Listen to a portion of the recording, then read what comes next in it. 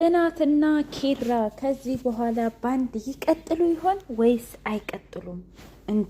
እንዴት ሊቀጥሉ ይችላሉ? ስታስቡት እስኪ ቤታ ይሄን ያህል አመት ሙሉ 5 አመት ሙሉ ለሱ ብላ የገነባችውን ፍቅር ግን ትናንት ጽናት እሷ መታ ያበላሸችውን፣ በዛ ላይ ደግሞ አሁን ቤታ በጣም ጨልላለች ማለት ነው።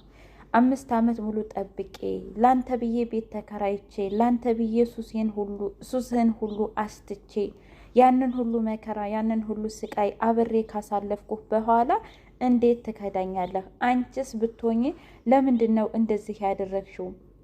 ይሄንን ፍቅር ለምን ወሰርሽው? ምንስ ላንቺ ምንስ ይጠቅምሻል እንደዚህ ያደረግሽው? እስኪ ንገሪኝ። ነገ አንቺ ትቶሽ እንደማይሄድ በምን እርግጠኛ ነሽ? ምክንያቱም ኪራ ጽናት ከመጣች በኋላ እና ያኔ የጾታዊ ጥቃት ካደረሰባት በኋላ ሙሉ ለሙሉ ቤታ ላይ ተቀይሮ ነበረ። ናሆሜ ራሱ ንገራት፣ እንደማታፈቅራት እንደማትወዳት ለምን አትነግራትም? ሁሌ ጭቅጭቅ ነው፣ ሁሌ መከራ ነው፣ ሁሌ ጭቅጭቅ ነው፣ ለምን አትነግራትም ሲለው ለእሷ እኮ አስቤ ነው በማለት ነበር የሚመልስለት። ነገር ግን እንደዛ አይደለም። ያኔ ምናልባት ነግሯት በነበር ይች ልጅ ሰራተኛዋንም እንድትመረምርላት ወይም ደግሞ ፎቶ እንድታነሳላት አትልክም ነበር።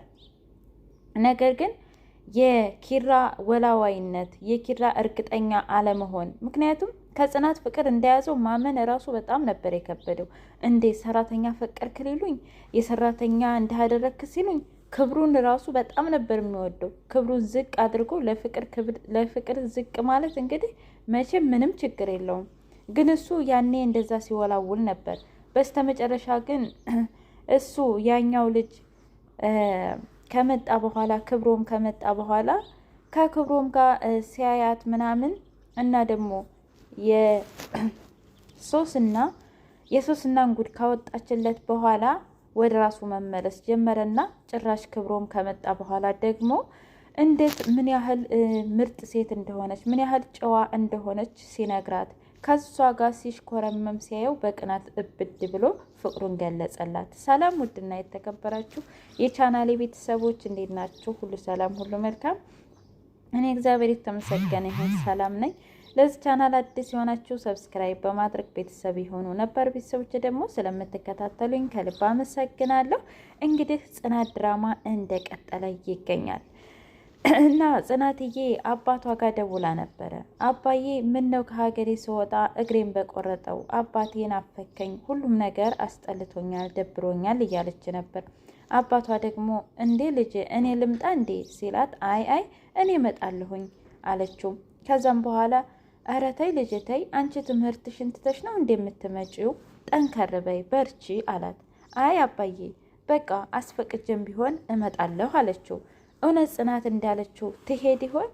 እንግዲህ የቤታ የማይፈልገንን ሰው መከተል፣ የማይወደንን ሰው መከተል፣ ለሱ ብለን ጊዜ ማጥፋትን ምንም እንደማይጠቅም ከቤታ መማር አለብን። ምክንያቱም ቤታ እንደዛ ፊት ሲነሳት እንደዛ ከፍ ዝቅ ሲያደርጋት መንቃት ነበረባት። አይ እሱ አይወደኝም፣ እኔ ነኝ እንጂ የምወደው፣ እኔ ነኝ እንጂ የማፈቅረው፣ እሱ አያፈቅረኝም፣ እሱ ክብር አይሰጠኝም። በነገራችን ላይ ከፍቅር መጀመሪያ ክብር ይበልጣል። የሰው ልጅ ስናከብረው ነው ወደ ፍቅር የምንሄደው ማለት ነው። ዝም ብሎ ፍቅር አለ ማለት ከንቱነት ነው። እና እንደዛ ከፍ ዝቅ ሲያረጋት፣ እንደዛ ሲያዋርዳት፣ እንደዛ በጥፊ ሲመታት መንቃት ነበረባት። ነገር ግን ከቤታ ልንማር የሚገባው የማይፈልገንን ሰው በፍጹም መፈለግ እንደሌለብን ነው። ካልሆነ ግን እኛን እንደ ጅል እኛን እንደማንረባ ሰዎች ይቆጥሩናል። እውነት ለመናገር ይሄ በሁሉም ላይ ይሰራል። በሴት ጓደኛም ላይ በዘመድም ላይ በቃ በዙሪያችን ላሉ ሰዎች በጣም የሆነን ሰው አብዝተን ስንፈልጋቸው አብዝተን ስንወዳቸው እኛ ላይ ምንም መሄጃ የሌለን በቃ እኛ ራሳችንን ዝቅ ስናደርጋቸው ሰዎች እንደፈለጉ ሊረግጡንና ሊጠቀሙብን ይገባል። እውነት ለመናገር ቤታ በጣም ነው የተወነችው። በፍጹም የቅናትንም ጥግ የክፋትንም ጥግ እንደገና ደግሞ ጨልያለሁም ብላ እንደዛ አይ እኔ ኪራ እኔን ያፈቅረኛል ከዚህ ቤት አልወጣም፣ ሁሉንም ነገር የተሰጣትን ካራክተር በእውነት በጣም በደንብ ነው እየተወጣችው ማለት ነው። እንግዲህ ጽናት ከዚህ በኋላ ታዲያ እንዴት ነው 5 ዓመት ሙሉ የገነባችውን ፍቅር የቤታን አበላሽታ? እና ደግሞ ኪራ ባለፈው ምንም ያኔ እንደዛ ቤታ ብታስፈራራውም ብታስጨንቀውም ግን ጽናትን እንደዛ ከፍ ዝቅ ሲያደርጋት ነበር፣ ሲሰርባት ነበር ምናምን። በሱ የተነሳ ሳይቀር እንግዲህ መጠጥ ጠጥታ የማታቀዋ የገጠሯ ልጅ ሂዳ ግን መጠጥ ጠጥታ እኔ እዛ ቤት እኮ የገባሁት በሰራተኛ ነበር። ከዛም በኋላ ፍቅር ያዘኝ። ከዛ ደግሞ ልጄን የድሮ ፍቅረኛው ገደለችብኝ እያለች ስታወራ ነበረ። አይገርምም? እና እንዴት ያን ሁሉ ስቃይ ካሳለፈ በኋላ ላንቺ ብዬ ነው ቢላትም ጽናት አሚን ብላት የምትቀበል ይመስላችኋል? እኔ ግን አይመስለኝም። ግን ወደፊት እናያለን። ምክንያቱም እንዴት ጽናት በዚህ ልክማ ራሷን ልታዋርድ አትችልም ማለት ነው። ሴት ስለሆነች ነገ በእሷ ያደረሰው በእኔ ይደርሳል፣ በእኔ የደረሰው በልጆቼ ይደርሳል ብላ ስለምታስብ አይ አልፈልግህም፣ ከዚህ በኋላ አንተ ወንድ አይደለህም፣ አንተ ትክክለኛ ውሳኔ የምትወስን አይደለህም፣ ትክክለኛ ውሳኔ ልጅቷን እንደማታፈቅራት እንደማትወዳት ገና ከጥንት ከጧቱ መናገር ነበረብህ ብላ ኩም እንደምታደርገውና ኪራን ልቡን እንደምትሰብረው እኔ እርግጠኛ ነኝ። አልፈልግህም ነው የምትለው ምሩና ናሆሚ እንግዲህ እስከ ዛሬ የእውነት ምሩ ለቤተሰቦቿ ያላት ክብር፣ ለጓደኞቿ ያላት ክብር በጣም ደስ ይላል። እንዲሁም ደግሞ ለምትወደው ሰው ለናሆሚ፣ ምክንያቱም እኔን ታመሜ ሆስፒታል ለሆስፒታል እንዳንከራትት ጠዋት ተነስተው መድኃኒት እንዲሰጠኝ ምግብ እንዲሰራልኝ አልፈልግም። ገና ልጅ ነው፣ ስለዚህ ነገ ምርጥ ህይወት ይጠብቀዋል ብላ ነበር እስካሁን ፍቅሯን ድብቅ ያደረገችው። ነገር ግን ባለፈው ጽናት ያኔ ጽናት እንዳረገዘች ስነ ስርዓት ያዝ ታውቃለህ። እሷ እኔን አትወንድም እንጂ አንተን ብትወድህ ኑሮ እኔም ብትወደኝ ኑሮ ልጇን አሳድግላት ነበር እንደ አባቱኝ ስለው ነበር ኪራን። ከዛም በኋላ ያኔ የምሩ ቅናት ቢጤ ቀንታ ነበር። እንዴ ምን ሆነሽ ነው ምሩ ስትላት ጽናትዬ ታድለሽ አንቺ ሁሉም ሰው ነው የሚወድሽ አለቻት። ማለት አታይም እንዴ ናሆሚ ሳይቀር እንኳ እኔም ብትወደኝ ኑሮ ልጁን አሳድግላታለሁ ብሎ ነበር አለቻት። አይ ምሩዬ አንቺም እኮ በጣም የምትወደጅ እና በጣም ጸባየ ሰናይ ነሽ አለቻት። ነው? አዎ። ኧረ እሺ እንደዛ ከሆነ አለች።